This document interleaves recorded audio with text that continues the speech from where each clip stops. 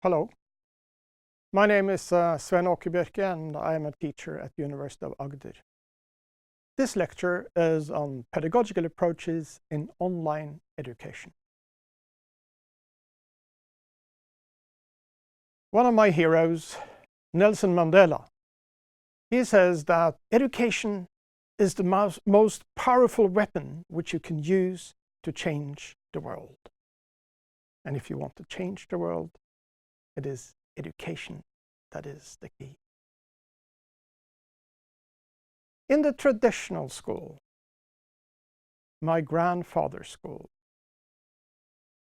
it was the cram school, or at other places it was the madrasa school, and some famous pedagogues like Paulo Freire, he's talking about the banking pedagogy, where you just put money or information into the heads of the people that you are teaching. Colonial pedagogy is roughly that 97% of the people need enough education to be able to take an instruction and carry it out without too much questioning. 3% are supposed to be the creative ones giving those instructions. So we have a kind of pedagogy that we can call instructional. It's behavioristic, this special psychological trend. We base education on stimulus response. That means we give some information and then we question the student and ask for the correct answer. We now and then hear that we should go back to the good old-fashioned school. What do we mean then? Is it a cram school? Do we really want to go back to that? Do we need a school for change? Change is very often controversial because we really want to stay in the same place unless we really have to do something. And at times, change is coming whatever we do. Like here, that snowman is going to melt. And you can do whatever you like, it is going to melt. It is change we're in for. The traditional teaching is static. A teacher transmits knowledge from someone who knows to those who don't. That's where I started my teaching career. And this does not really prepare for change, but rather for passive acceptance of change without question. Or there is some aggressive fight against inevitable change. We all experience this. And here we have a picture of a teacher and his student. They keep changing places. So the point here is that one of the greatest pain known to man is the pain of change. You really don't want any new ideas. They are painful. And here you have the teacher or the student with a new idea trying to push. It's hard work to get change. We have now left the industrial age, at least some of us. And we have kind of jumped into the information age. So there is a paradigm shift from information dissemination and knowledge control. That's the information dissemination that was typical for the kind of old-fashioned school. And then over to learning and ability to collaborate in knowledge network. In the information age, we don't really have knowledge control. Just ask anybody who has tried to control knowledge and then suddenly it's all over the internet, the opposite of what you wanted. So we need a different approach. We can't stop this change. When we cannot stop the change that we want or not want, we have to change the system. We have to change the way we are doing things. And this is what's happening in education.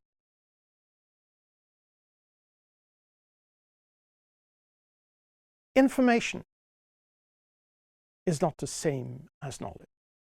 Traditionally, we used to say that we need to transfer knowledge. That's the good teacher. Knowledge transmission. But in the information age, that is not possible. My main claim here is that there is a vast difference between information and knowledge. What is that? My claim is that information can be disseminated. Knowledge cannot. Information is just a smaller part of education. That means that radio, movies, TV, the computer, they are tools for dissemination of information and cannot replace the teacher. You have all heard the stories when the radio came. Many people claim that now we can do away with the teacher. We have the radio. The same happened when the TV arrived. We no longer need the teacher. We have the TV. And then the internet and the movie. But again and again, what happened is we remain with a good teacher. So learning is to a large extent a social activity. That is a main message in the information age. Learning occurs in interaction between the experienced and less experienced, building individual knowledge through learning activity. So it's the learning activity that is the key concept. So learning increases with learning activity. Point 7, education includes development of knowledge, understanding, generic skills, attitudes, and wisdom. And this is so much more than just this dissemination of knowledge, rather dissemination of information. We have to think of education as so much more. So education needs training in building good learning environments. And as teachers, that is what we are going to focus on, making good learning environments. So knowledge. To gain knowledge, learning must take place. And this involves cognitive processes.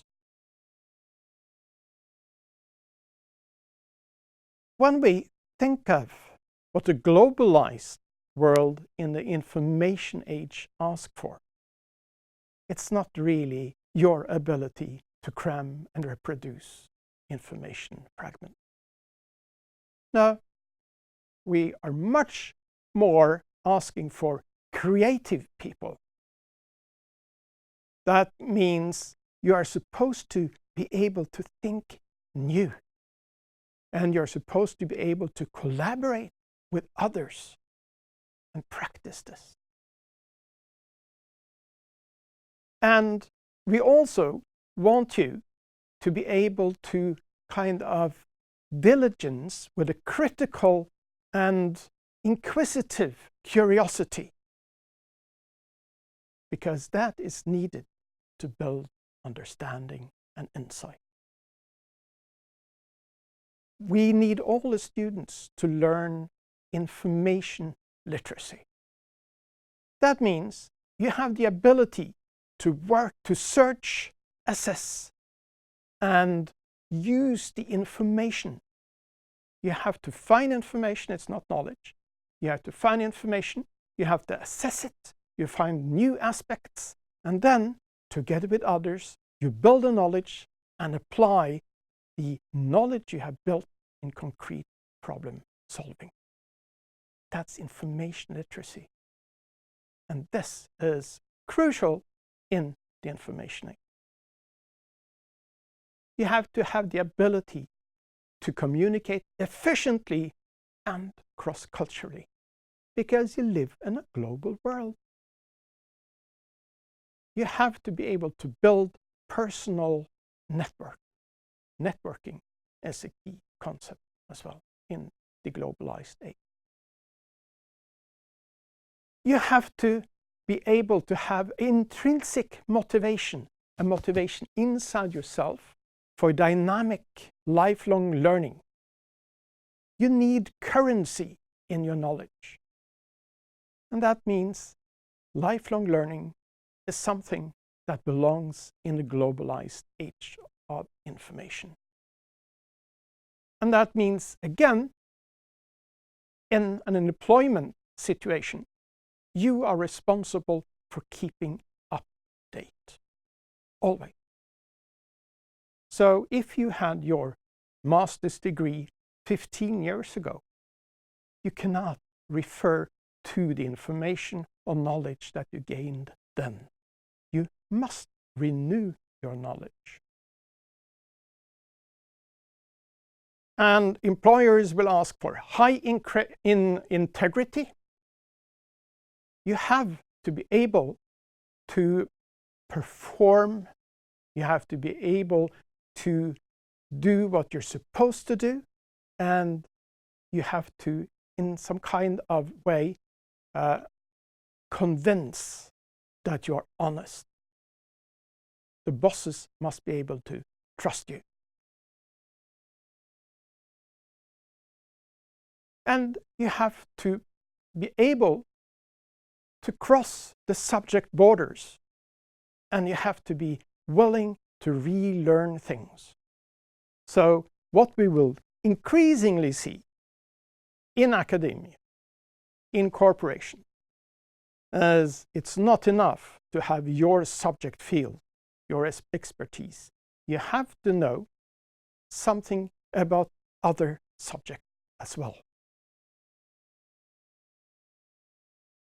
And then this tiny question, do we really teach this in the school?